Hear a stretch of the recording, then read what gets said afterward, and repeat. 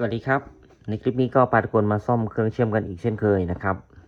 เครื่องนี้เป็นยี่ห้อนี้นะครับประมาณนี้นะก็ส่งมานะครับส่งมาทั้งเครื่องเลยนะครับก็ดูลักษณะทั่วๆไปนะครับตรงนี้ก็จะเป็นชุดไดโอดตรงนี้เป็นชุดไฟ300ตรงนี้จะเป็นชุด power หรือว่าชุดเมนบอร์ดหลักข้างบนนะครับทั่วไปนะครับก็ยังไม่ได้ทำความสะอาดนะก็เป่าฝุ่นนิดๆหน่อยๆเท่านั้นเองนะครับบอร์ดด้านบนนะครับบอร์ดด้านบนก็มีอะไรบ้างนะก็จะมีชุดนี้ชุดภาคจ่ายไฟนะครับหรือว่าชุดสวิตชิ่งนะครับเนี่ยชุดนี้นะชุดนี้ก็จะเป็นแผงตั้งนะครับพวกกำเนิดสัญญาณพันธุ์พวกควบคุมแล้วก็ชุดนี้ชุดไดนะครับไดแล้วก็ส่งมาที่เจ้าตัวเกียร์ไดนะครับหม้อแปลงเกียร์ไดแล้วก็จะนี้หม้อแปลงเคอร์เรนต์นะครับ CT นะก็ตรวจจับกระแสอะไรต่างๆนะครับแล้วก็หน้าเครื่องโดยประมาณนี้นะครับก็ไฟ300จะเข้ามาจากด้านนี้นะครับด้านนี้นะเนี่ยไฟ300มาจากด้านนี้นะครับแล้วก็ตรงนี้ก็จะเป็นไฟออกนะครับไฟออกจากบอร์ดนี้ลงไปข้างล่างนะครับแล้วก็ผ่านหม้อแปลงก่อนหม้อแปลงเอาพุตตรงนี้นะครับแล้วก็ผ่านไดโอดนะครับลดแรงดันลงไปแล้วก็เชื่อมออกไปเชื่อมนะครับโดยประมาณนี้นะเครื่องนี้มาในการที่เปิดแล้วพัดลมหมุนนะครับได้ยินเสียงพัดลมหมุนนะแต่ว่าหน้าจอไม่ติดอะไรเลยนะครับแล้วก็ไม่มีแรงดันตรงนี้ออกนะครับขั้วเชื่อมตรงนี้ก็น่าจะเละๆหน่อยแล้วนะครับอาจจะได้เปลี่ยนนะเดี๋ยวลองทดสอบกันดูครับทดสอบดูนะเปิดนะครับ3 2 1เปิดแล้วนะเปิดแล้วคิดว่าน่าจะได้ยินเสียงพัดลมหมุนนะพัดลมหมุนอยู่นะครับเนี่ยพัดลมหมุนนะครับพัดลมหมุนแต่หน้าจอนะครับเจ้าตัวหน้าจอนี่ไม่ติดหน้าจออาจจะเสียหรืออาจจะช็อตก็เป็นไปได้แต่เราวัดแรงดันที่หน้าเครื่องก่อนนะลองดูครับลองวัดแรงดันที่หน้าเครื่องดูนะวัดบวกวัดลบนะครับเนี่ยแรงดันไม่มีเลยนะครับแรงดันหายเลยเป็น0ไม่มีออกเลยนะครับเนี่ยไม่มีเลยนะเดี๋ยววัดให้ดูก่อนนะครับโอเคนะครับหายไปแล้วนะครับปิดไฟก่อนปิดเสร็จนะครับสิ่งที่เราจะต้องตรวจสอบนะครับว่า1ก็คือภาคจ่ายไฟก่อนตรวจสอบภาคจ่ายไฟว่าภาคจ่ายไฟนี่ทำงานได้ไหมนะครับมีแรงดันไฟ300เข้าไหมแล้วก็ตรวจสอบในส่วนหนึ่งก็คือพัดลมนะพัดลมนี่เป็นไม่ได้ว่าอาจจะใช้ไฟ220โวลต์นะครับอาจจะใช้ไฟ220โวลต์อาจจะไม่ได้ใช้ไฟ24พัดลมก็เลยหมุนซึ่งตรงนี้ก็อย่าไปซีเรียสเรื่องพัดลมนะครับก็ปล่อยไปนะปล่อยไปก่อนคราวนี้เราดูที่จอครับจอนี่เป็นจอ LED เล็กๆนะครับอาจจะช็อตได้นะครับเนี่ยจอตรงนี้นะเราก็ถอดจอออกนะครับถอดจอออกไปก่อนนะเนี่ยถอดจอออกไปก่อนส่วนพัดลมผมไม่แน่ใจอาจจะเป็นไฟ220นะครับถอดพัดลมออกไปก่อนอันนี้เป็นลำดับในการตรวจซ่อมทั่วไปนะครับเช็คที่ขั้วหน้าเครื่องตรงนี้ก่อนจะเป็นไดโอดวัดขึ้นข้างไม่ขึ้นข้างลองเช็คทั่วไปนะครับอันนี้ไม่ขึ้นนะเนี่ยขึ้นข้างไม่ขึ้นข้างปกตินะครับก็ไม่มีอะไรช็อตนะปกติไม่มีอะไรช็อตนะครับอันนี้เราวัดทั่วไปคือบางคลิปนี่ผมไล่ซ่อมทั้งหมดเลยครับผมลืมวัดหน้าเครื่องทั้งที่ไดโอดช็อตก็มีตัวเดียวประมาณนี้นะครับก็เผลอๆพลาดไปบางทีก็ไล่ตามสเต็ปเราเลยนะครับก็ขึ้นอยู่ที่หน้างานแต่ละเครื่องแต่ละอะไรแต่ละอาการที่เราจะวิเคราะห์นะตรงนี้ผมมองว่าภาคจ่ายไฟอาจจะมีปัญหาการที่ภาคจ่ายไฟมีปัญหามี2ทางก็คือมี2แบบก็คือ1ตัวภาคจ่ายไฟเองมีปัญหากับตัวที่2ก็คือเอาพุตก็คือโหลดนะครับเราปลดหน้าจอออกนะครับเราปลดหน้าจอออกแล้วก็ลองเปิดเครื่องดูครับเปิดดูเปิดเสร็จนะครับเปิดเสร็จก็ลองวัดที่หน้าเครื่องดูก็ไม่มีอะไรเหมือนเดิมนะครับมีอะไรเหมือนเดิมนะการที่ปลดหน้าจอออกแล้ววัดหน้าเครื่องนี่ก็คือเราอยากจะรู้ว่าสวิตชิ่งนี่ทำงานได้ไหมบางทีสวิตชิ่งทำงานไม่ได้ครับระบบต่างๆก็เลยหยุดไปเท่านั้นเอง แล้วก็หายไปเลยนะคราวนี้เดี๋ยวลองดูหลักการหน่อยนะครับ เรายังไม่ลงปฏิบัติอะไรมาก เราเอาคอนเซปต์ก่อนนะครับ อยากจะให้ทุกท่านนี้ได้เข้าใจตัวคอนเซปต์เข้าใจพื้นฐานว่าเราจะไล่วงจรไปยังไงนะครับแล้วก็ตอนนี้วัดพร้อมๆกันซ่อมไปพร้อมๆกันนะครับผมมีธงคำตอบผมอยู่แล้วผมมีแนวทางนะครับแต่ว่าอยากจะสื่อสารให้ทุกท่านได้เข้าใจว่าแนวทางหลักการที่เราจะซ่อมเนี่ยมันจะเป็นประมาณนี้นะครับคราวนี้เราเริ่มตั้งแต่ไลน์กับนิวตันนะครับตรงนี้นะไฟ220นะครับเราเสียบปลั๊กเข้ามานี่ก็จะผ่านในวงจรของวงจรบริดนะครับหรือว่าชุดบอร์ดไฟ300โดยประมาณนี้อันนี้หลักการจะเข้าไปก่อนนะครับเจ้าไฟ300นี่จะแยก2ทางครับจะแยก2ทางนะทางที่1เนี่ยเขาจะไปที่สวิตชิ่งชุดไฟ24นะครับชุดที่เราเห็นตรงนี้นะครับแล้วก็ไฟ24นี่จะไปเลี้ยงพัดลมแต่ในเครื่องนี้ไฟ24เนี่ยอาจจะไม่ได้เลี้ยงพัดลมนะครับเพราะว่าบล็อกไดแกรมก็อาจจะเขียนไม่ครอบคลุมทั้งหมดก็ต้องปรับปรุงอะแดปไปนะครับตัวพัดลมนี่อาจจะรับไฟ220โวลต์ในส่วนนี้ได้นะครับไม่เป็นไรนะตอนนี้ก็เราตัดในพัดลมไปก่อนไฟ300โวลต์นี่จะวิ่งเข้าที่สวิตชิ่งหรือว่าภาคจ่ายไฟหลักที่เป็นไฟ24นะครับไฟ24นี่เขาก็อาจจะแปลงเป็น12โวลต์5โวลต์ก็แล้วแต่นะครับแล้วแต่อันนี้ก็จะไปที่แผงหน้าตู้อาจจะเป็น5โวลต์12โวลต์ผมเขียนคร่าวๆไว้นะครับแล้วก็มาที่แผงตั้งแล้วก็มาที่เจ้าตัวเกียร์ไดร์นะครับจุดไดร์ IIF ตรงนี้นะครับเพราะฉะนั้นไฟ300โวลต์จะต้องเข้ามาที่เจ้าตัวหลักเซอร์วิสนะครับ1ชุดนะอีก1ชุดไฟ300โวลต์นี่จะวิ่งมาที่ชุด power หรือว่าชุดขยายกำลังที่เป็น MOSFET หรือว่า IGBT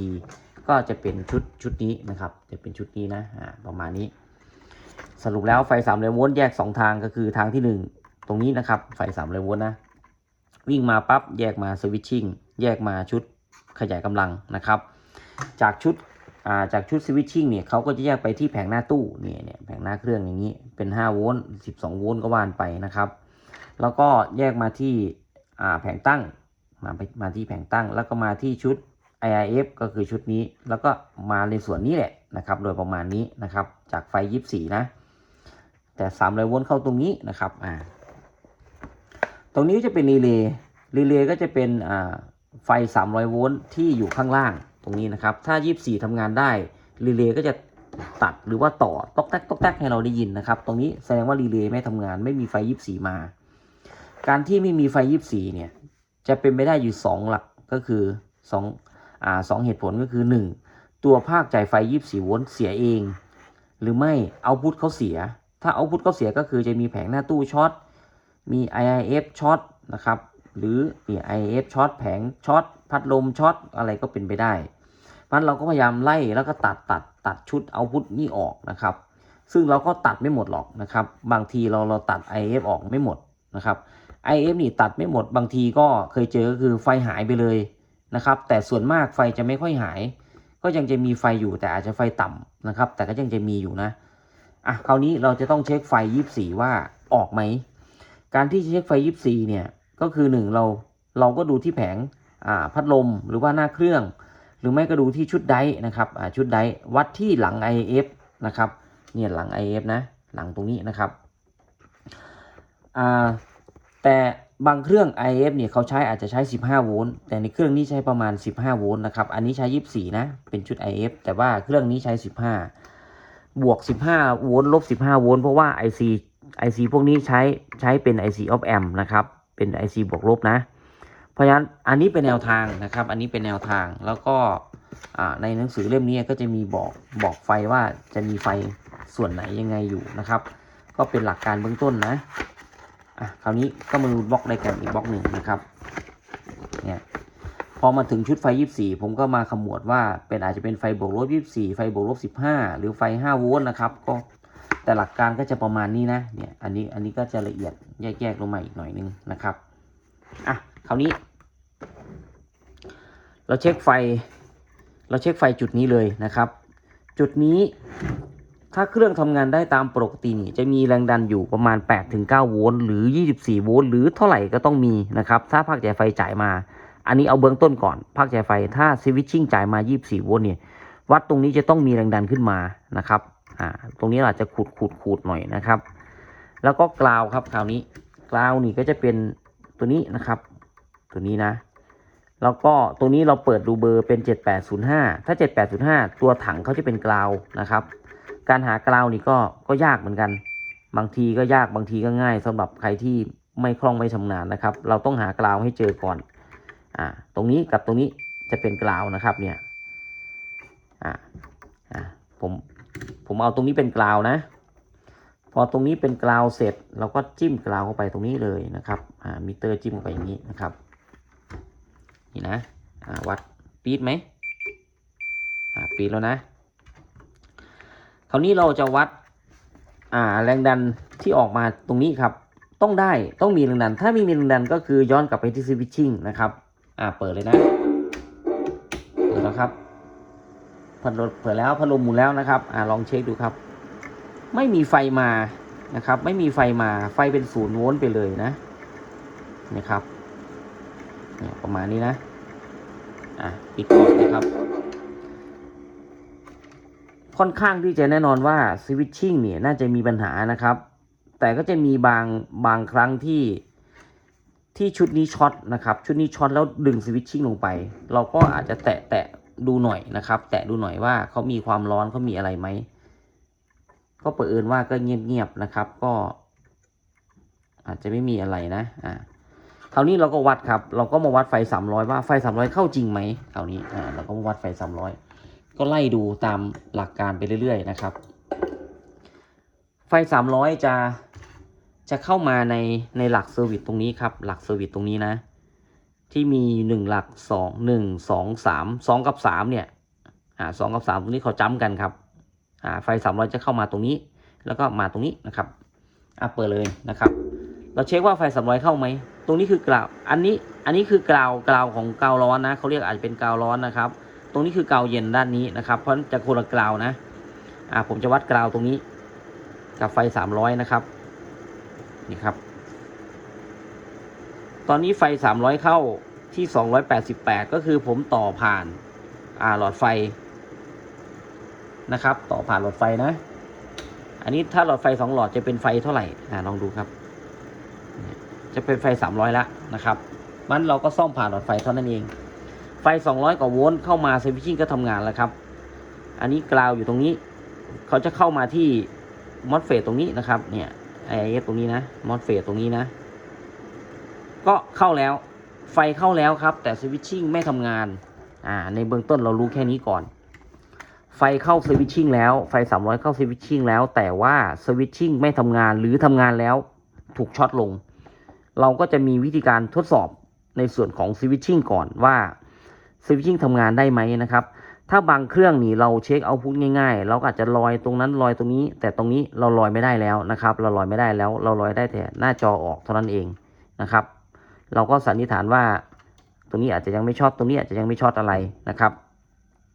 มันต่อมาเราเช็คสวิตชิ่งก่อนนะครับเราเช็คภาคจ่ายไฟก่อนแล้วเราก็ไปศึกษาเรียนรู้ภาคจ่ายไฟครับว่าเป็นยังไงกันนะครับโอเคครับเรามาต่อกันนะครับเราก็มาดูในส่วนของสวิตชิ่งนะครับหรือว่าภาคจ่ายไฟหลักของเครื่องกันก่อนนะครับก็เดี๋ยวค่อยดูวงจรกันนะครับดูตัวจริงกันไปก่อนนะครับ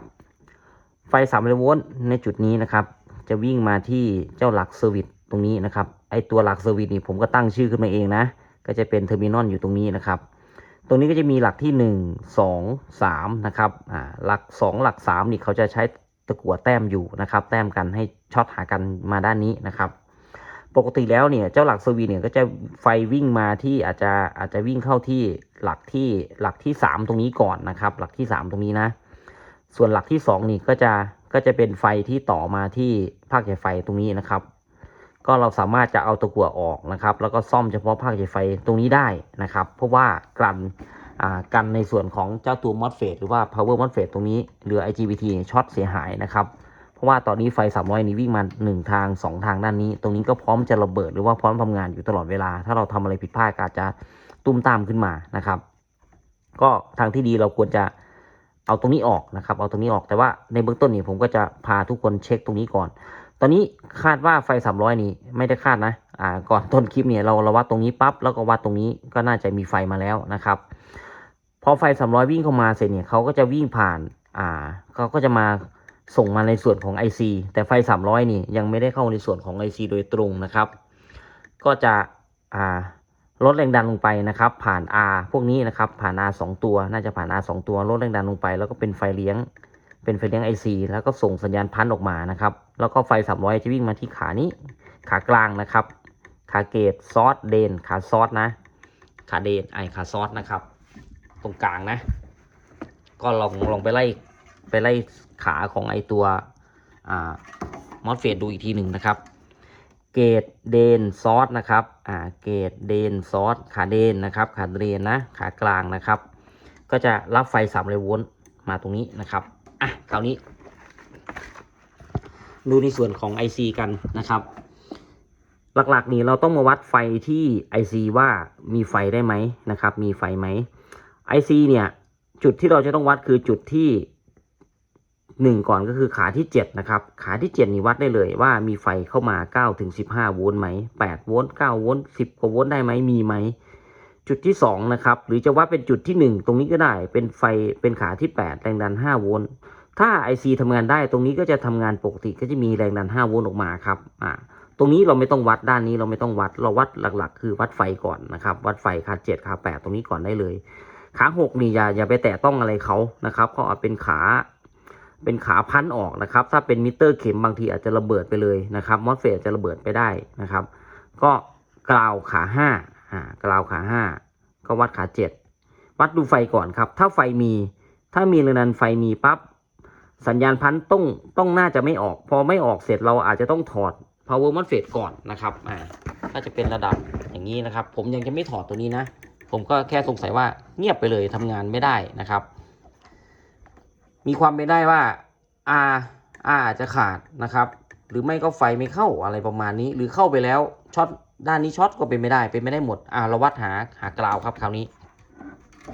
กราวนี่คือตัวนี้ครับกราวคือตัวนี้เราก็เช็คกราวเขาคือขา5อีกตัวหนึ่งนะเราลองเช็คดูรีเช็คนะครับเขาเรียกว่ารีเช็คนะตรงนี้นะอันนี้ขา5นะขา5เป็นกราวนะเพราะฉะนั้น IC เนี่ยเขาเป็นเบอร์เดียวกันไหมเป็น UC ไหมตรงนี้เป็นกราวไหมกราวจริงไหมเรารู้แน่นอนว่าตรงนี้เป็นกราวนะครับผมก็จะเช็คดูขา5นะอันนี้รอยบากของ IC นะครับรอยบาก IC เริ่มต้นขาที่1อยู่ข้างนี้นะครับ1 2 3 4 5มันขา5อยู่ตรงนี้ขา5อยู่ด้านนี้สุดนะครับสุดด้านนี้นะก็วัดดูเป็นกราวไหมเนี่ยครับเขาเป็นกราวนะเนี่ยเขาเป็นกราวนะครับก็เช็คแล้วเป็นกราวขานี้นะครับแล้วก็ขาที่7ครับขาที่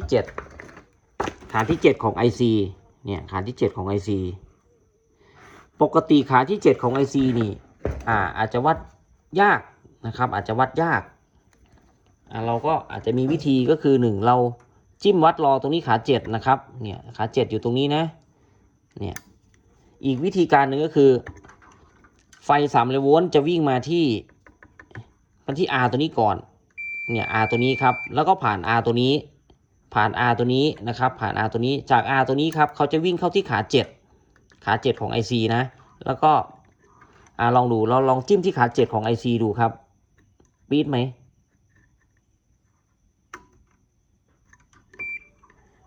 ขา7ของ IC ตัวไหนเนี่ยขา7ครับอันนี้คือ1 2 3 4 5 6 7ขาที่7ขานี้นะอาจจะวัดยากครับเนี่ยขา7อาจจะวัดยากตรงนี้คือขา7ตรงนี้ก็คือขา7เพราะฉะนั้นเราวัดตรงนี้นะครับวัดไฟตรงนี้นะวัดไฟตรงนี้แทนก็ได้นะครับเนี่ยโอเคผมจะวัดไฟตรงนี้แทนนะตรงนี้เราจะวัดที่ขา7นะครับกราวอยู่ตรงนี้นะครับ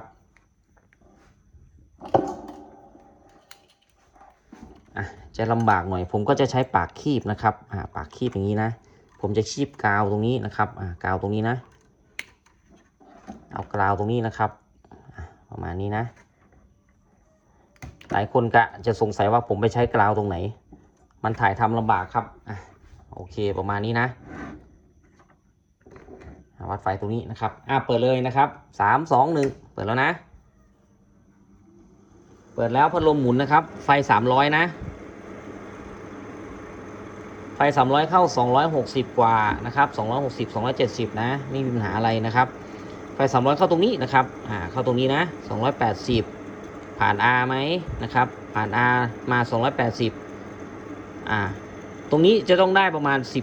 8โวลต์9โวลต์10โวลต์นะครับเนี่ยตรงนี้เป็น0โวลต์ตรงนี้เป็น0โวลต์ครับตรงขานี้นะครับขากลางตรงนี้ขาซอสนะเกรดเดนซอสนะครับผมก็ไล่ไม่ถูกเหมือนกันขาเดนนะครับขาที่2นะเนี่ยก็มีไฟแล้วไฟไม่เลี้ยง IC นะครับไฟไม่เข้าไปเลี้ยง IC เนี่ยไฟไม่เลี้ยง IC นะตัวนี้อาจจะขาดครับเนี่ยไม่มีไฟเลี้ยงนะปิดก่อนนะผมไม่วัดตรงนี้นะตรงนี้มันวัดยากวัดยากเราก็มาวัดตรงนี้แทนก็ไม่มีปัญหาอะไรนะครับถามว่าถ้าเกิดวัดตรงนี้แล้วมีแรงดันประมาณ8โวลต์9โวลต์หรือมากกว่าเท่านั้นจะทำยังไงผมก็จะต้องยกแผงตัวนี้ออกมาแล้วก็ถอดตัวนี้ออกครับถอดตัวนี้ออกนะเพราะว่าจะเป็นสเต็ปต่อไปแต่ตอนนี้ไฟเขาไม่เข้า IC นี่เลยครับเนี่ยไฟไม่เข้า IC นะเนี่ยไฟไม่เข้าเลยนะตัวนี้อาจจะขาดครับแล้วก็มีตอนนี้มีไฟอยู่เนี่ยไฟยังค้างอยู่ในระบบนะภาคจ่ายไฟยังไม่ทำงานนะครับเพราะฉะนั้นเราก็ต้องเคลียร์ไฟออกก่อนนะครับเอาตัวนี้ออกเอาสายออกแล้วก็เคลียร์ไฟนะจับเคลียร์ไฟเลยนะครับเนี่ยไฟก็ยังนั่นอยู่เลยนะครับเนี่ยถ้าไม่เคลียร์ไฟมิเตอร์เราจะช็อตนะครับหรือไม่ก็เจ้าตัวpower MOSFET อาจจะช็อตได้เวลาเราทำงานนะครับเนี่ยเราต้องเคลียร์ไฟให้หมดก่อนค่อยๆเคลียร์นะครับหมดแล้วนะก็ถอดปลั๊กถอดอะไรออกนะครับโดยประมาณนี้เนี่ยหรือไม่ก็ถอดไอ้จุกตรงนี้ออกนะครับไอ้จุก300โวลต์ตรงนี้ถอดออกไปเลยก็ได้แล้วก็เคลียร์ด้วยโอเคเรียบร้อยนะครับเรียบร้อยเสร็จแล้วก็ลองวัดไฟดูอีกรอบหนึ่งครับมีไหมยังมีโผล่ไหมเนี่ยยังมีอยู่ประมาณ8-9โวลต์นะครับ8-9โวลต์ก็8-9โวลต์ก็ช็อตได้นะครับ8-9โวลต์ก็ช็อตได้ก็ยังค้างอยู่นะครับมีไหมเอาให้ออกหมดนะครับออกให้หมดเลยนะเนี่ยหายหมดแล้วนะครับเนี่ยหายหมดแล้วนะไม่มีแล้วคราวนี้วัด R ครับ R ตัวนี้จะอยู่ที่100K นะครับ100กิโลโอห์มนะ1ตัว2ตัวเป็น200กิโลโอห์มโดยประมาณนี้นะครับก็วัดเลยครับวัดตัวที่1ดูวัดในวงจรประมาณนี้ก็จะค่าอาจจะไม่ตรงมากนะครับแต่ก็จะพอได้รู้เรื่องอยู่ใน 98K นะครับไม่ใช่พอได้รู้เรื่องเลยรู้เรื่องเป๊ะเลยนะครับ 98K นะตรงนี้เขาจะต่อกันนะครับตรงนี้ต่อกันนะผมก็วัดตรงนี้ต่อตรงนี้ได้เท่าไหร่ครับตรงนี้ได้300 400 500K ขึ้นไปเรื่อยๆนะครับดูมิเตอร์นะก็คือ R น่าจะขาดนั่นแหละครับก็คือไฟไม่ผ่านนะ R น่าจะขาดนะครับได้12เมกโดยประมาณนี้ R มีความต้านทานสูงมากก็น่าจะขาดนั่นแหละโอเคได้แล้ว R ขาดนะ R น่าจะขาดนะครับอันนี้คือวิธีที่เราเช็คในบอร์ดนะครับอาการแบบนี้แต่ถ้ามีไฟเข้าก็ต้องถอดตัวนี้วัดสัญญาณพันวัดอะไรดูแต่ตอนนี้เราไม่ได้วัดสัญญาณพันต่อไปครับต่อไปคราวนี้วิธีการเทสวิธีการเทสอีกวิธีการหนึ่งที่ผมคิดค้นได้นะครับแล้วก็ทำมานานแล้วล่ะทำมานานแล้ว IC ตัวนี้ครับ IC ตัวนี้ขา7เนี่ยถ้ามีแรงดันป้อนเข้ามาประมาณสัก10โวลต์นะเราเอาที่10โวลต์ถ้า IC ไม่เสียนะครับถ้ามีแรงดันป้อนเข้ามาที่ตรงนี้10โวลต์แรงดันตรงนี้จะออก5โวลต์ครับแล้วก็พันจะออกทั้งหมดเลยก็จะออกใช้งานได้ตามปกติตรงนี้เรามาเทส IC กันนะครับการเทส IC ก็คือเมื่อระบบเขาทำงานได้มีไฟ300มาตรงนี้จะได้ประมาณ8โวลต์9โวลต์ครับผมก็เอาไฟ10โวลต์ใส่เข้ามาตรงนี้เลยเมื่อไฟ10โวลต์ใส่เข้ามาระบบเขาทำงานเต็มที่ตรงนี้จาก10โวลต์เนี่ยอาจจะเป็นประมาณ15โวลต์นะครับเขาจะสเต็ปอัพขึ้นอีกนิดนึงจะมีแรงดันเสริมขึ้นมาจากหม้อแปลงตรงนี้นะครับแต่ตอนนี้เราเช็คแค่เอาไฟ10โวลต์นะครับ10โวลต์ต่อตรงเข้าไปนะครับเราเทสนะ IC บางรุ่นก็ใช้ได้บางรุ่นก็ใช้ไม่ได้ครับแต่ว่ารุ่นนี้ UC นี่ใช้ได้นะครับผมจะเอาไฟ10โวลต์เข้าไปนะ10โวลต์นี่ก็คือกราวตรงนี้นะครับกราวตรงนี้นะแล้วไฟบวกก็เอาตรงนี้เลยนะครับไฟบวกตรงนี้นะเนี่ยประมาณตรงนี้นะครับเราลองเทสดูครับคราวนี้ ดูที่มิเตอร์นะการเทสของเราคือเราจะเดี๋ยวแป๊บหนึ่งนะครับกราวนะผมต่อกราวผมจะใช้กราวจากภาคจ่ายไฟผมนะนี่คือกราวผมนะเราต่อไฟ10 โวลต์นะเอา10 โวลต์จ่ายเข้ามาที่ขา7นะครับขา7โดยตรงนะเนี่ย10 โวลต์นะจ่ายเข้ามาที่ขา7โดยตรงถ้าทำงานได้ขา8เนี่ยจะมีแรงดัน5 โวลต์ออกแล้วก็ขา6เนี่ยจะได้ไฟอยู่ประมาณสัก7 โวลต์ไหมลองดูครับลองดูนะจะเป็นแบบนี้ไหมจ่ายเลยนะครับ3 2 1เปิดแล้วนะตอนนี้จ่ายไฟเข้ามาแล้ว10 โวลต์แล้วนะครับ10 โวลต์นะเนี่ยดูที่แรงดันตรงนี้นะ10 โวลต์นะโอเคขาที่7ครับขาที่7อันนี้1 2 3 4 5 6 7ขา7ขานี้ครับเช็คตรงนี้เนี่ยขา7ได้10 โวลต์7ได้10 โวลต์นะครับต่อไปขาที่8ครับขาที่8จะต้องมีแรงดันอ้างอิง5 โวลต์ขาที่8ตรงนี้นะ5 โวลต์นะครับได้ไหมเนี่ยครับได้4.99ก็คือ5 โวลต์นะเนี่ยครับออกแล้วนะIC ไม่เสียนะแรงดันไฟหายนะครับขา6ครับขา6จะได้อยู่ประมาณ7 โวลต์ขา6นะอันนี้1 2 3 4 5 6นะครับ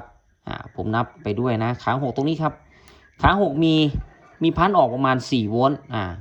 ก็โอเคตามนี้ก่อนถือว่ามีพันออกนะครับเนี่ย4 โวลต์นะจะออกต่ำจะออกสูงก็แล้วแต่เขานะครับเราอาจจะไม่ได้ลอยตัวนี้นะครับออกประมาณ4 โวลต์เนี่ยเขาก็จะวิ่งมาที่ขาเกตตรงนี้ครับขาเกตเนี่ยขาเกตก็ได้4 โวลต์ครับเนี่ยขาเกตได้4 โวลต์นะก็ถือว่า IC มีพันออกมาทำงานได้นะครับคราวนี้ขาดจริงไหม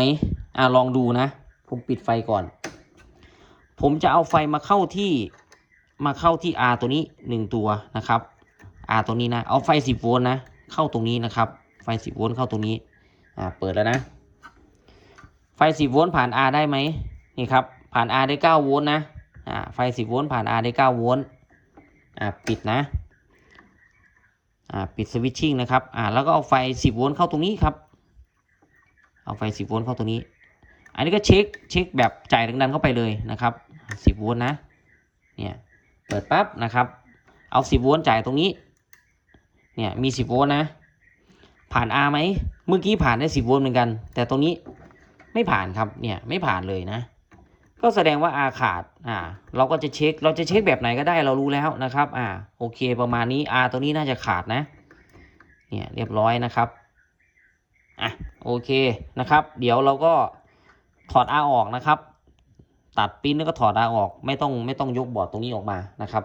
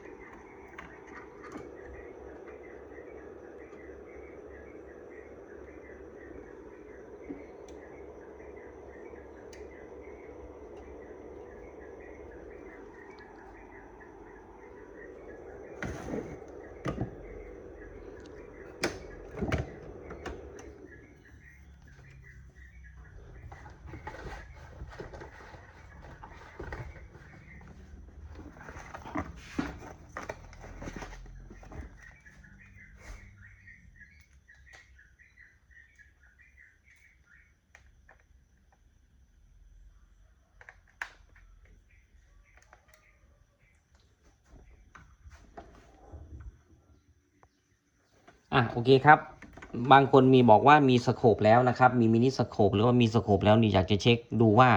IC ทำงานได้ไหมนะครับผมก็เก็บตกนิดหน่อยนะก็ลองดูครับผมจ่ายไฟ10 โวลต์เข้ามาด้านนี้นะเราก็ใช้เจ้าตัวสโคปนี่แหละเช็คสัญญาณดูนะครับจะเป็นยังไงนะเอาตรงนี้เลยอันนี้ก็คือขั้วลบของผมนะเป็นลบสโคปนะครับประมาณนี้นะเดี๋ยวเราจ่ายไฟเข้ามาครับ จ่ายไฟเข้ามา10 โวลต์นะอุ้ยขอไปครับจ่ายเข้ามา10 โวลต์ไปพร้อมๆกันเลยเอาสโคปตรงนี้นะขาเกตเราวัดที่ขาเกตเลยนะครับขาเกตของมอสเฟตไปเลยนะเนี่ยครับสัญญาณพันมาแล้วอย่างนี้เลยนะกดออโต้ก็ได้นะครับเนี่ยสัญญาณพันมานะครับได้ประมาณ4 โวลต์นะประมาณ 3-4 โวลต์สัญญาณพันมาเข้ามาที่ขานี้ครับเนี่ยขานี้นะครับเนี่ยขานี้นะเนี่ยเคลียร์นะครับถ้าเกิดบางคนบอกว่ามีสัญญาณพันไหมพันจะมาแรงหรือเบานี่อีกเรื่องหนึ่งนะแต่ว่าสัญญาณพันออก IC ทำงานก่อนนะครับถ้าเราจ่ายไฟมาแล้วยังไม่ทำงานนะยังไม่ทำงานเราก็ต้องมาตรวจสอบ IC ตัวนี้ครับว่าสัญญาณพันนี่อาจจะเบาเกินไปจนขับ MOSFET ไม่ได้นะครับ MOSFET ก็เลยไม่ทำงานแต่มีออกมาอาจจะต้องเปลี่ยน IC แต่ลักษณะอาการรูปทรงแบบนี้น่าจะทำงานได้ครับเราก็เปลี่ยนตัวต้านทานตัวนี้ก่อนนะครับโอเคครับต่อกันนะครับหลังจากที่เปลี่ยนเจ้าตัวต้านทานไปเรียบร้อยแล้วนะครับตัวนี้นะขาดเลยนะครับดึงออกมาวัดข้างนอกนี่ก็ไม่ได้นะครับเงียบไปเลยนะคราวนี้เราเปลี่ยนเสร็จแล้วเราลองวัดในวงจรดูครับจะได้เท่าไหร่อยู่ที่ก็มีความต้านทานขึ้นนะก็100 กว่านะครับอาจจะไม่เป๊ะๆที่100K เพราะว่าเขาอยู่ในวงจรครับก็ไม่เป็นไรก็มีขึ้นลงทั่วไปนะครับตัวนี้ก็โอเคประมาณนี้คราวนี้เราก็จะมาทดลองดูครับการทดลองนะครับการทดลองก็คือว่าเอาไฟนี้เข้าเลยนะครับเอาไฟ300นี้เข้า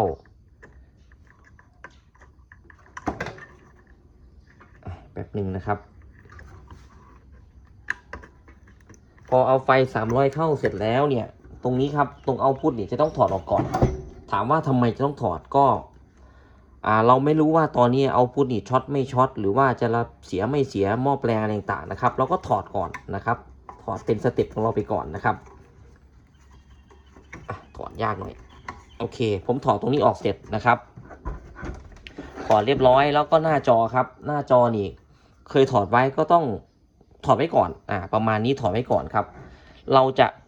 จะลองด้วยประมาณว่าIF นี่อาจจะยังไม่เสียอะไรต่างๆก่อนนะครับเราพยายามปลดออกไปก่อนในเบื้องต้นนะครับหรือถ้าใครจะไม่ถอดก็ได้ก็เปิดปั๊บทั้งหมดเลยก็ได้ถ้าเปิดปั๊บทั้งหมดเกิดระเบิดตุ้มตามขึ้นมานี่ผมก็จะไม่รู้ว่าชุดไหนช็อตอะไรยังไงอีกนะครับประมาณนี้นะอันนี้แล้วแต่ขั้นตอนหรือว่าเทคนิคแต่ว่าถ้าผมจะทำเนี่ยผมก็แนะนำลักษณะแบบนี้ครับก็ปลดหน้าจอออกก่อนบางทีหน้าจอเขาช็อตได้ครับบางทีหน้าจอเขาช็อตได้แล้วก็ชุดนี้ชุดเอาท์พุตชุดหม้อแปลงเสียได้ก็เป็นไปได้นะครับก็เราก็จะเหมือนกับสเต็ปการซ่อมเราทั่วๆไปเรียบร้อยนะครับแล้วเราจะเช็คยังไงคราวนี้หน้าจอถอดออกแล้วเราก็จะเช็คตรงนี้เป็นกราวนะครับตรงนี้เป็นกราวนี่เป็นกราวเราก็เช็คที่ IF ตรงนี้ก็ได้ครับถ้ามีไฟมา IF ก็ต้องมีนะครับมีประมาณ8 โวลต์9 โวลต์หรือ15 โวลต์ถ้าทำงานได้ก็อยู่ที่ประมาณ8 โวลต์9 โวลต์นะครับเพราะว่าตรงรุ่นนี้จ่ายไฟ15 โวลต์จ่ายไฟมาเลี้ยง IF 15 โวลต์แล้วก็ถ้าทำงานไม่ได้ก็ต้องได้15 โวลต์ก็ในเบื้องต้นเราก็สรุปว่ามีแรงดันมาภาคจ่ายไฟทำงานได้ประมาณนี้นะครับเพราะว่าเราซ่อมภาคจ่ายไฟนะลองดูครับเปิดเลยนะ3 2 1เปิดแล้วนะครับเปิดแล้วนะเนี่ยครับมีไฟมานะมีไฟมา8 โวลต์9 โวลต์ก็แสดงว่าภาคจ่ายไฟทำงานได้ขาดเท่านั้นสเต็ปต่อมานะครับเอาหน้าจอใส่เข้าไปนะครับเพราะว่าเช็คหน้าจอถ้าเกิดหน้าจอช็อตเราก็จะไม่รู้ว่าหน้าจอใช้ได้ไม่ได้นะครับภาคจ่ายไฟเสียไม่เสียลองดูครับสเต็ปต่อมานะก็เช็คหน้าจอครับหน้าจอติดไหมถ้าไม่ติดหน้าจอเสียเท่านั้นเองนะครับ3 2 1ใช้งานได้หน้าจอติดนะติดปรับแรงดันขึ้นได้ตามปกตินะครับปิดอีกนะครับก็ดูตามรูปการแล้วก็คือภาคจ่ายไฟจะเสียเพราะว่าเราวัดส่วนอื่นๆแล้วเนี่ยก็ปกติอยู่นะครับแต่ว่าเราจำเป็นจะต้องลองลักษณะนี้นะครับเพื่อความปลอดภัยนะคราวนี้เราจะต่อเลยก็ได้นะครับแต่ผมก็ยังจะไม่ต่อนะก็ลองใช้หลอดไฟค่อมเข้าไปก่อนนะครับเพราะว่าเช็คว่าใช้งานได้ไหมเอาเพื่อความแน่ใจของเรานะครับ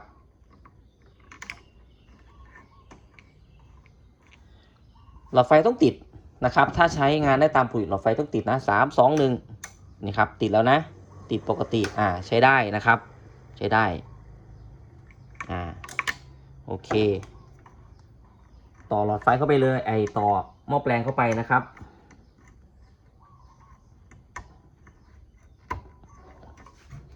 เรียบร้อยนะต่อหม้อแปลงเข้าไปเสร็จตรงนี้ต้องติดคราวนี้ถ้าติดก็จบครับจบก็คือลองเอาไปเชื่อมดูนะครับโอเคนะ3 2 1เปิดปั๊บนี่ครับติดนะใช้งานได้ตามปกติครับวัดแรงดันดูครับได้เท่าไหร่แรงดันอยู่ที่ประมาณ50กว่าโวลต์อันนี้ผมต่อตรงนะต่อตรงแล้วนะครับต่อตรงแล้วแรงดันอยู่ที่60 67 68โวลต์เอาหลอดไฟออกแรงดันจะได้เท่าไหร่ก็ประมาณ78 80โวลต์โดยประมาณนี้โอเคถือว่าสำเร็จสมบูรณ์นะครับแต่ว่าเดี๋ยวผมจะเอาไปลองทดลองเชื่อมนะเพราะว่าเขาอาจจะมีอาการที่ปรับกระแสไม่ได้ไฟแรงหรือไฟเบาไปนะครับอันนี้เราก็ต้องทดลองให้กับเครื่องของเรานะครับก็ถ้าผมไปทดลองแล้วไม่มีปัญหาอะไรผมขออนุญาตจบการนำเสนอแต่เพียงเท่านี้นะครับเพราะฉะนั้นเราก็ลองไปไล่ในส่วนของภาคจ่ายไฟดูนะครับก็จะมีเทคนิควิธีการตรวจสอบอีกหลายๆคลิปอยู่นะครับแต่คลิปนี้ก็ผมก็ไม่ได้แกะบอร์ดซ่อมนะผมก็บัตรกรีข้างนอกดึงขึ้นมาอย่างนี้เลยนะครับ